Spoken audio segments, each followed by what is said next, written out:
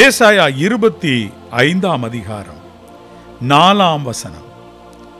கொடூரமானவர்களின் சீறல் மதிலை மோதி அடிக்கிற பெருவெள்ளத்தை போல இருக்கையில் நீர் ஏழைக்கு பலனும் நெருக்கப்படுகிற எளியவனுக்கு திடனும் பெருவெள்ளத்துக்கு தப்பும் அடைக்கலமும் வெயிலுக்கு ஒதுங்கும் நிழலுமானீர். வெயிலுக்கு ஒதுங்கும் நிழலுமானீர். ஆம், என் அன்பு தேவனுடைய பிள்ளைகளே, கொடூரமானவர்களின் சீறல் மதிலை மோதி அடிக்கிற பெருவெள்ளத்தை போல இருக்கையில் ஒரு சில நேரங்களில் நல்ல மேல் அதிகாரிகள் அப்படிப்பட்டவர்கள் தவறானவர்களாக தவறான குணாதிசயம் உடையவர்களாக இருந்துவிட்டால் வேதம் சொல்லுகிறது, துஷ்ட அதிகாரி, ஏழை ஜனங்களை ஆளும் துஷ்ட அதிகாரி கர்ச்சிக்கும் சிங்கத்திற்கும் அலைந்து திரிகிற கரடிக்கும் ஒப்பாயிருக்கிறான். நீதிமொழிகள் 28:15 வேதம் சொல்லுகிறது, துஷ்ட அதிகாரி, ஏழை ஜனங்களை ஆளும் துஷ்ட அதிகாரி கர்ச்சிக்கும் சிங்கத்திற்கும் அலைந்து திரிகிற கரடிக்கும் ஒப்பாயிருக்கிறான். நீதிமொழிகள் 3:25 சொல்லுகிறது, சடிதியான திகிலும் துஷ்டர்களின் பாழ்கடிப்பு வரும் பொழுது நீ அஞ்ச வேண்டாம். கர்த்தர் உன் நம்பிக்கையாயிருந்து உன் கால் சிக்கிக் கொள்ளாதபடி காப்பார். 1 கொரிந்தியர் 15:32 பவுல் சொல்லுகின்றார், நான் எபேசுவிலே துஷ்ட மிருகங்களுடனே போராடினேன் என்று மனுஷர் வழக்கமாய் சொல்லுகிறேன். இது மனுஷர்ல சிலர் துஷ்ட மிருகங்கள் போல இருக்கிறார்கள் என்று பவுல் கூறுகிறார். தீத்து 1:12 எழுதியிருக்கிறது, கிரோத்தா தீவார் ஓயா பொய்யர் துஷ்ட மிருகங்கள் பெருவயிற்று சோம்பேறிகள் என்று அவர்களில் ஒருவனாகிய அவர்கள் தீர்க்கதரிசியானவனே சொல்லியிருக்கின்றான். என் அன்பு தேவனுடைய பிள்ளைகளே, கிரோத்தா தீவு ஜனங்கள் துஷ்ட மிருகங்களைப் போலவே இருக்கிறார்கள் என்று அவர்களில் ஒருவரே சொல்லியிருக்கிறார் என்று எழுதப்பட்டிருக்கிறது. ஆம், அப்படியானால் துஷ்ட மிருகங்களைப் போல இருக்கிற மனிதர் இருக்கின்றனர். சங்கீதம் 22:20 என் ஆத்மாவை பட்டயத்திற்கும் எனக்கு அருமையானதை நாய்களின் துஷ்டத்தனத்திற்கும் தப்புவியும் என்று சங்கீதக்காரன் கதறுகின்றார். சங்கீதம் 22:20 இவ்வாறு கதறுகின்றார். இந்த துஷ்டருடைய கைகளுக்கு எப்படி விலக்கி தப்புவித்துக் கொள்வது? சங்கீதம் 17:4 சங்கீதக்காரன் பதில் கூறுகின்றார், மனுஷரின் செய்கைகளை குறித்து நான் உம்முடைய உதடுகளின் வாக்கினாலே துஷ்டனுடைய பாதைகளுக்கு விலக்கமாய் என்னை காத்துக் கொள்ளுகிறேன். உம்முடைய வார்த்தைகளினாலே, உம்முடைய வாக்குனாலே, நீர் எனக்கு கொடுத்த வாக்கு வசனங்கள், எனக்கு போதித்த வசனங்கள், இவைகளினாலே துஷ்டனுடைய பாதைகளுக்கு விலக்கமாய் என்னை காத்துக் கொள்ளுகிறேன் என்று சங்கீதம் 17:4 சங்கீதக்காரன் கூறுகின்றார். ஆம், என் அன்பு தேவனுடைய பிள்ளைகளே, ஒரு சில நேரங்களில் தீய மனிதர்கள் நல்ல அதிகாரத்தில் அமைந்து விடுகிறது உண்டு.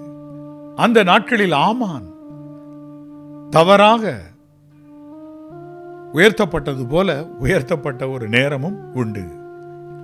அது போன்றவர்கள் எழும்பும் பொழுதெல்லாம் அவர்களுடைய கோபம், அவர்களுடைய துஷ்ட எண்ணங்கள், தவறான செயல்பாடுகள் மோதுகிற போது ஏழை ஜனங்கள் கஷ்டப்படுகிறார்கள். ஒருவேளை உங்களுடைய அலுவலகத்தில் இருக்கிற மேலதிகாரி அப்படி தவறாக அமைந்தால் ஏழையாய் இருக்கிறோம் ஜனங்கள், அந்த அலுவலகத்தில் இருப்பவர்கள் பாடுபடுகிறார்கள், கஷ்டப்படுகிறார்கள். ஆனால் வேதவசனம் சொல்லுகிறது, கொடூரமானவர்களின் சீறல் மதிலை மோதி அடிக்கிற பெருவெள்ளத்தை போல இருக்கையில் கர்த்தாவே, நீர் ஏழைக்கு பலனும் நெருக்கப்படுகிற எளியவனுக்கு திடனும் பெருவெள்ளத்துக்கு தப்பும் அடைக்கலமும் வெயிலுக்கு ஒதுங்கும் நிழலுமானீர். என் அன்பு தேவனுடைய பிள்ளைகளே, ஆம், அதிகார வர்க்கமானாலும் சரி, சில நேரங்களில் துஷ்ட மனுஷர், ஆம், அப்படிப்பட்டவர்களுடைய சீற்றம் சில குறைவான எல்லையில் இருக்கிறவர்கள் இடத்திலிருந்து கூட எழும்ப முடியும். ஏன்? ரவுடி தனம் பண்ணுகிறவர்கள், துஷ்ட தனத்தை உடையவர்கள், அப்படிப்பட்டவர்கள் எழும்பும் பொழுதும், சில நேரங்களில் நமக்கு விரோதமாய் எழும்பும் பொழுதும் வேதம் சொல்லுகிறது, பெரு வெள்ளத்தை போல அவர்களுடைய சீறல் மதிலை மோதி அடிக்கிற பெருவெள்ளத்தை போல இருக்கையில், மதில் சாய்ந்து விடுமோ, பெருவெள்ளம் மோதுகிறது, சாய்ந்து விடுமோ, இனி நாம் வாழ்ந்திருக்க முடியாது என்று சொல்லுகிற அளவிற்கு துஷ்ட மனிதர் எழும்பும் பொழுதும் பெரிய கஷ்டங்கள் வருகின்றது. விசேஷ விதமாக இஸ்ரவேலரை நசுக்கும்படி எகிப்தியர் ஒரு தவறான ஒரு கட்டளை பிறப்பித்தார்கள். பிறக்கும் ஆண் பிள்ளைகள், எகிப்திய ஆண் பிள்ளைகளை கொண்டு போய் நதியிலே போட்டுவிட வேண்டும், இல்லை என்றால் கண்ணெதிரே கொண்டு போடுவார்கள். எவ்வளவு ஒரு பெரிய ஒரு சீற்றம்! கஷ்டப்பட்டு 10 மாதம் சுமந்து பெற்றெடுத்த பிள்ளை, அதை தண்ணீரிலே போட வேண்டும். அது மூச்சு விட முடியாமல் அப்படியே செத்து போகிறதை பார்க்க யாரால் தான் கூடும்? என் அன்பு தேவனுடைய பிள்ளைகளே, இப்படிப்பட்ட சீற்றங்கள் எப்பொழுதோ தேவனுடைய பிள்ளைகளுக்கு விரோதமாய் வருகிற பொழுது கர்த்தர் அவர்களுக்கு அடைக்கலமாய் இருக்கிறார். எப்படி இருக்கின்றார்? வேதவசனம் என்ன சொல்லுகிறது பாருங்கள். நீர் ஏழைக்கு பலனும், நெருக்கப்படுகிற எளியவனுக்கு திடனும், பெருவெள்ளத்துக்கு தப்பும் அடைக்கலமும், வெயிலுக்கு ஒதுங்கும் நிழலுமானீர். பெரு வெள்ளத்துக்கு ஒதுங்குகிற ஒரு அடைக்கல பட்டணம், அல்லாவிட்டால் அடைக்கலமாக ஒரு கோட்டை கட்டி வைத்திருந்தார்கள்.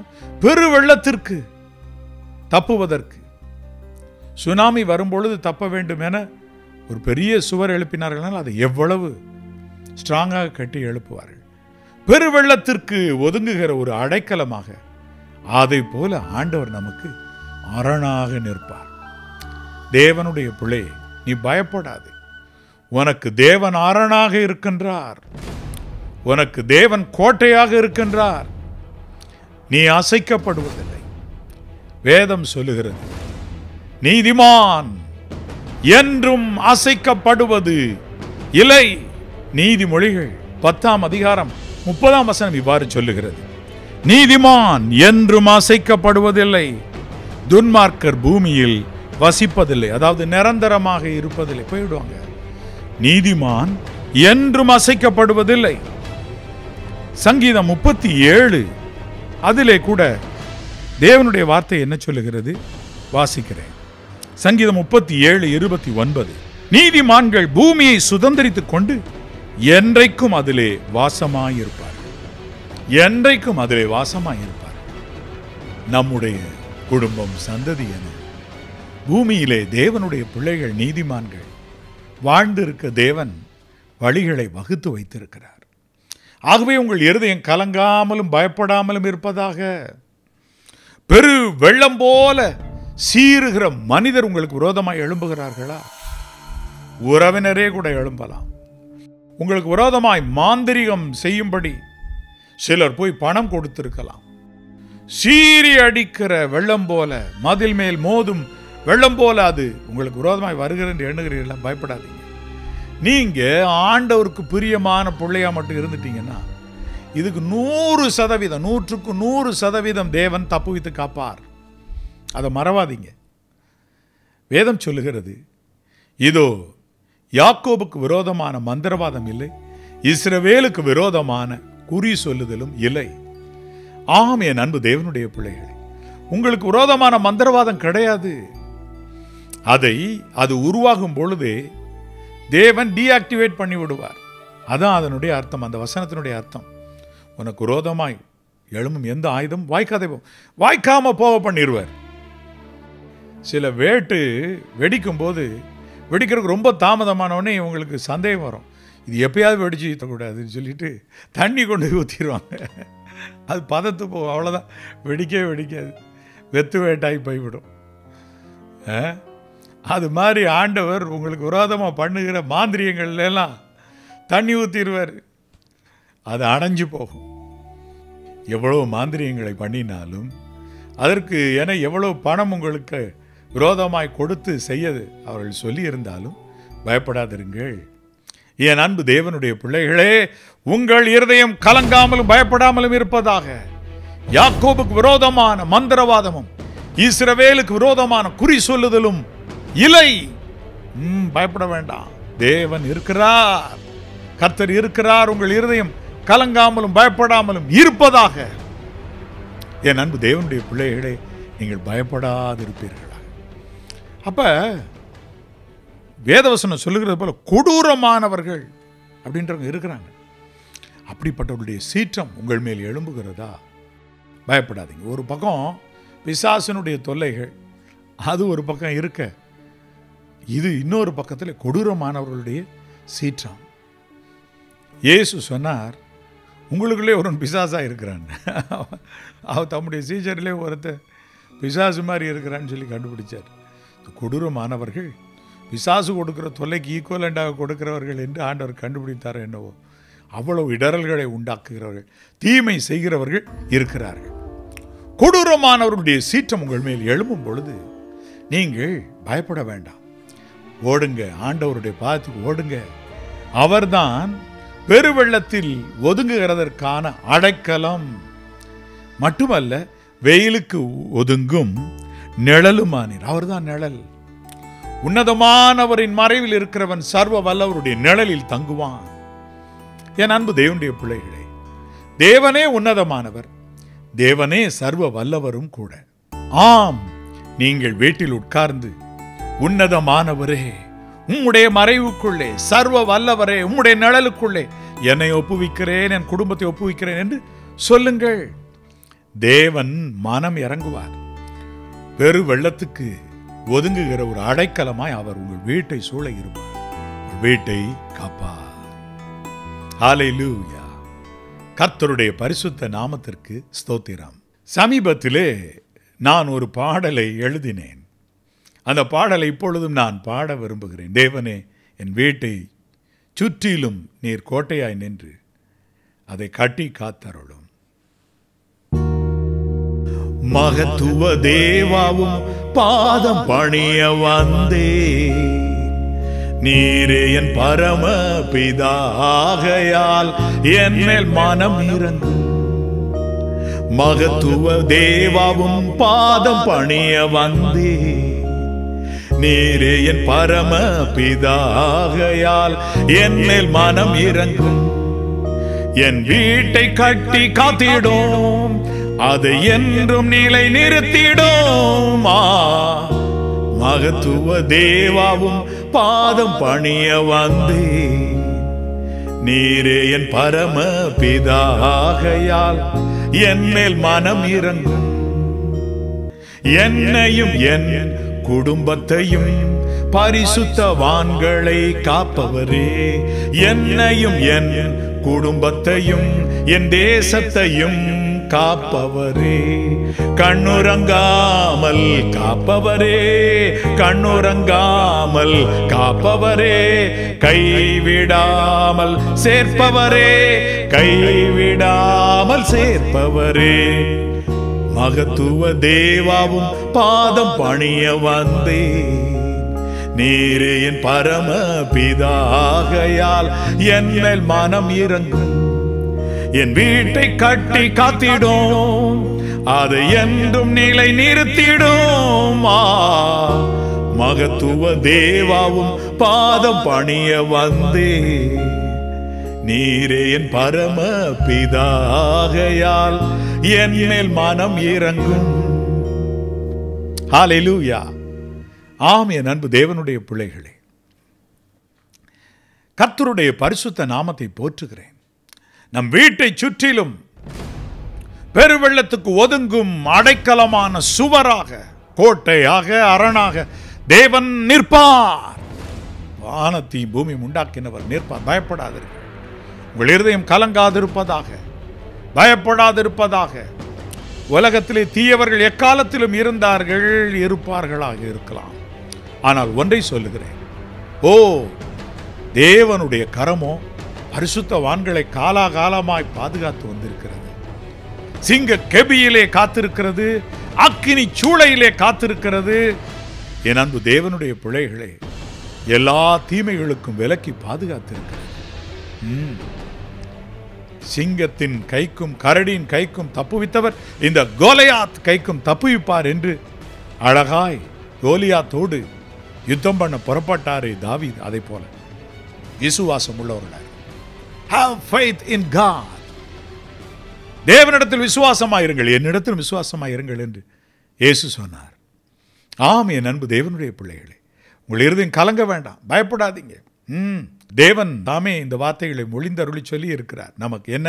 இதோ கரிநெருப்பை ஊதி தன் கிரியைக்கான ஆயுதத்தை உண்டு பண்ணுகிற கொல்லனையும் நான் சிருஷ்டித்தேன், கெடுத்து நிக்கிரகமாக்கிறவனையும் நான் சிருஷ்டித்தேன். 2 பேரையும் நான் தான் உண்டாக்கினேன். எப்படி?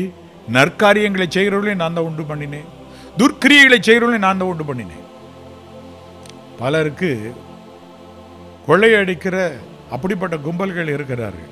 இன்னொரு பக்கம் பாருங்க, திருமணம் கூட செய்து கொள்ளாமல் சயின்டிஸ்டாக இருந்து தங்களுடைய ஜீவிய காலமெல்லாம் ஏதாயிலும் ஒன்றை கண்டுபிடித்து அதை மனுக்குலத்திற்கு கொண்டு வந்து விட வேண்டுமே என்று ஓடுகிற அருமையான ஜனங்களும் இருக்கிறார்கள். 2 பேரை நான் தான் உண்டு பண்ணினேன்னு ஆண்டவர் சொல்லுகிறார் இல்லையா? இங்கு கரிநெருப்பை ஊதி தன் கிரியைக்கான ஆயுதத்தை உண்டு பண்ணின, அந்த ஆயுதத்தை செய்கிறவனே நான் தான் உண்டு பண்ணினேன். தன் கிரியைகளுக்கு நற்கிரியைகளுக்கான ஆயுதத்தை உண்டு பண்ணுகிறவனே உண்டு பண்ணி, தீய ஆயுதத்தை உண்டு பண்ணி நான் தான் உண்டு பண்ணி, பயப்படாதீங்க அப்படின்னு ஆண்டவர் சொல்றாரு. சொல்லிட்டு ஆண்டவர் அடுத்து சொல்றாரு, 54:16 இப்படி சொல்றார், 17 சொல்றார், உனக்கு விரோதமாய் உருவாக்கப்படும் எந்த ஆயுதமும் வாய்க்காதே போம். உனக்கு விரோதமாய் நியாயத்தில் எழும்பும், நியாயத்தில் நியாய விசாரணை காரியத்தில் இருந்தாலும் சரி, அல்லாவிட்டால் நியாயத்தில் உங்களுக்கு விரோதமாக எழும்புகிற காரியமாக இருந்தாலும் சரி, அப்படியே இருந்தாலும் ஆண்டவர் சொல்றாரு, இதோ எந்த அப்படிப்பட்ட நாவையும் நீ குற்றப்படுத்துவாய், இது கர்த்தரின் ஊழியக்காரன் சுதந்திரமும் என்னால் உண்டான அவர்களுடைய நீதியமா இருக்கிற என்று கர்த்தர் சொல்கிறார். அப்படின்னா நானும் ஊழியக்காரன் இல்லையேன்னு சொல்லலாம். எகிப்திலிருந்து புறப்பட்ட இஸ்ரவேல் அனைவரும் என்னுடைய ஊழியக்காரன் ஆண்டவர் சொல்றாரு. எப்படி? அப்ப நீங்க இன்றைக்கும் பாவ பழக்கமாக எகிப்திலிருந்து வெளியே வந்துட்டீங்கன்னா நீங்க ஆண்டவருக்கு செய்கிற ஒரு சேவையை வச்சு உங்களை ஊழியக்காரர் மாதிரி பார்த்துக்கிட்டு பயப்படாதீங்க. விசுவாசிகளே, தேவ பிள்ளைகளே, உங்கள் இருதயம் பயப்படாது இருப்பதா. இந்த வசனம் அப்படி எனக்கு உண்டா இல்லையான்ற சந்தேகமே வேண்டாம். உங்களுக்கு தான். எந்த ஆயுதம் உங்களுக்கு விரோதமாக எழும்பினாலும் பயப்படாதீங்க, உங்கள் இருதயம் கலங்காது இருப்பதாக. என் அன்பு தேவனுடைய பிள்ளைகளே, உங்கள் இருதயம் கலங்காமலும் பயப்படாமலும் இருப்பதாக. 1 சாமுவேல் 23ஆம் அதிகாரம் 26ஆம் வசனம். சவுல் மலையின் இந்த பக்கத்திலும் தாவீதும் அவன் மனுஷரும் அந்த பக்கத்திலும் நடந்தார்கள். சவுலுக்கு தப்பி போக தாவீது தீவிரித்த போது சவுலும் அவன் மனுஷரும் தாவீதையும் அவன் மனுஷரையும் பிடிக்கத்தக்கதாய் வளைந்து கொண்டார்கள். அந்த சமயத்தில் ஒரு ஆள் சவுலினிடத்தில் வந்து, நீர் சீக்கிரமாய் வாரும், பெலிஸ்தர் தேசத்தின் மேல் படையெடுத்து வந்திருக்கிறார்கள் என்றார். இப்ப கவனிங்க, தாவீதை பிடித்து கொன்று போட்டணும். தனக்கு பின்னாடி இவன் தான் எழும்புவான், ஒருவேளை நம்ம காலத்திலே இவனை மக்கள் எல்லாம் எழுப்பிடுவாங்களோ அப்படின்னு சொல்லி பொறாமையை கொண்டு சவுல் தாவீதை அழிக்கும்படி வகை தேடுகிறார். பாருங்க, அவர் ஒரு திக்கற்றவரை போல இருந்து கொண்டிருக்கார். சவுலிடத்திலே போர் வீரர்கள் இருக்கிறார்கள், ராஜ்யம் அவருடைய கையிலே இருந்து கொண்டிருக்கிறது. அப்படிப்பட்ட ஒரு நேரம் பாருங்கள். அப்பொழுது அவர் ஒரு கட்டளை பிறப்பித்தார். எதையும் செய்கிறதற்கு ஆயத்தமாக இருக்கிற மனுஷர்கள், பலசாலிகள், பராக்கிரமசாலிகள், யுத்த வீரர் எல்லாம் நின்று கொண்டிருக்கிறார்கள் அவர் முன்னே. அவர்களோடு கூட ஒரு கூட்டமாக போய் தாவீதை பிடித்து அழித்து விட போகிறார். மலையில் இந்த பக்கம் போயிட்டு இருக்கிறார் தாவீது, சவுல் இப்படி போகிறார். ஒரு குறிப்பிட்ட இடத்தில் அவரை வளைந்து கொண்டார்கள். தாவீதை சவுலும் அவருடைய வீரர்கள கூட சென்றவர்களும் வளைந்து கொண்டார்கள். அந்த நேரத்தில் பாருங்க, ஒரு மனுஷன் ஊருக்குள்ளே இருந்து ஓடி வந்து, ஐயா ஊரில் யுத்தம் வந்திருக்குது, எதிரி நாட்டினர் நமக்கு எதிரியாக இருக்கிறவர்கள் சண்டை போட வந்திருக்காங்க, வாங்கய்யா சொல்ல வந்து விட்டார்கள். அப்பொழுது தாவீதை தொடர்வதை விட்டுவிட்டு ஒரே ஓட்டமாய் சவுல் ஊருக்குள்ளே போய்விட்டார். அப்ப நீங்க கவனிங்க, அதிகார வர்க்கத்தில் இருக்கிறவர்கள் தங்கள் அதிகாரத்தை வைத்துக்கொண்டு சில நேரங்களில் சில மனுஷருக்கு விரோதமாய் தவறான செய்கைகளை செய்ய புறப்படுகிறது உண்டு.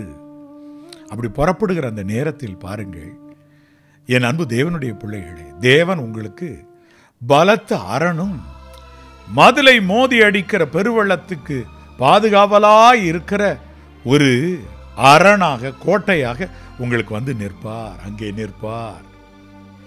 நிச்சயம் நிற்பார். பயப்படாதீங்க. உங்கள் இருதயம் கலங்காது இருப்பதாக. சங்கீதம் 27:3. நான் இப்போ வாசிச்சது 1 சாமுவேல் 23 வாசிச்சேன்.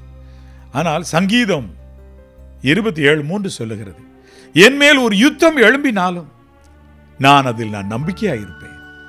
கர்த்தர் என் பட்சத்தில் இருக்கிறார் என்பதை நான் அறிந்திருக்கிறேன் என்பதாக சங்கீதக்காரன் உணர்ந்து அவர் சொல்லுகிறதை பாருங்கள்.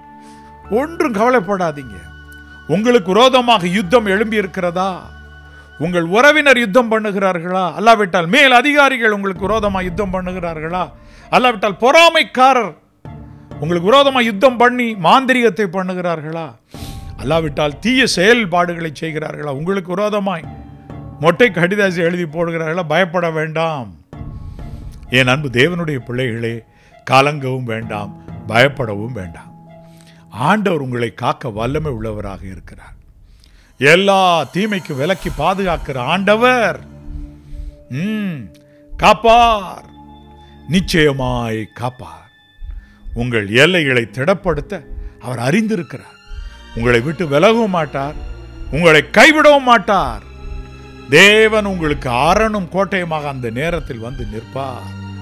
இப்படிப்பட்ட நேரத்தில் நீர் ஏழைக்கு பலனும் நெருக்கப்படுகிற எளியவனுக்கு திடனுமாக இருக்கிறீர்.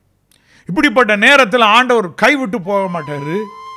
ஏழைக்கு பலனும் எளியவருக்கு திடனுமாய் ஆண்டவர் இருப்பார். பயப்படாதீங்க. உங்கள் இருதயம் கலங்காது இருப்பதாக, உங்கள் இருதயம் பயப்படாது இருப்பதாக. உங்களுக்கு இருக்கிற துக்கம் இப்பொழுது முடியட்டும். தேவனுக்கேற்ற துக்கம் இருக்கலாம். நீங்கள் அது மனம் திரும்புவதற்கு ஏதுவாக உங்களுக்கு இருக்கும் என்று அறிந்து தேவனுக்கேற்ற துக்கம், அதாவது நாம் தவறாக தேவனுக்கு விரோதமாய் நடந்தவைகளை குறித்து துக்கப்பட்டு மனம் திரும்புவது நல்லது. ஆனால் அதற்காக இப்படிப்பட்ட காரியங்களில் எல்லாம் துக்கப்பட்டு கொண்டே உட்கார்ந்திராதிருங்கள். பயப்படாமல் இருங்கள். ஏழையா இருக்கிறேன் என்று நீங்கள் சொல்லலாம். ஏழையா இருக்கிறான் என்று கொள்ளையிட வருகிற அப்படிப்பட்டவர்களுக்கு ஆக உங்களுக்கு ஆண்டவர் பலனாக திடனாக இருந்து அரணாக கோட்டையாக இருப்பார். தாயை போல தேற்றுகிறீர், ஆற்றுகிறீர். தாயை போல தேற்றுகிறீர், ஆற்றுகிறீர். தடுமாறும் போது தாங்கி அணைத்து,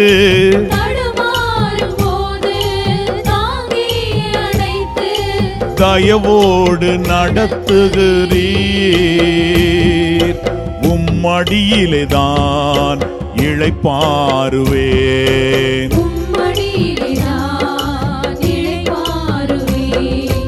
ஏழைகளின் பலனே, எளியவரின் திடனே,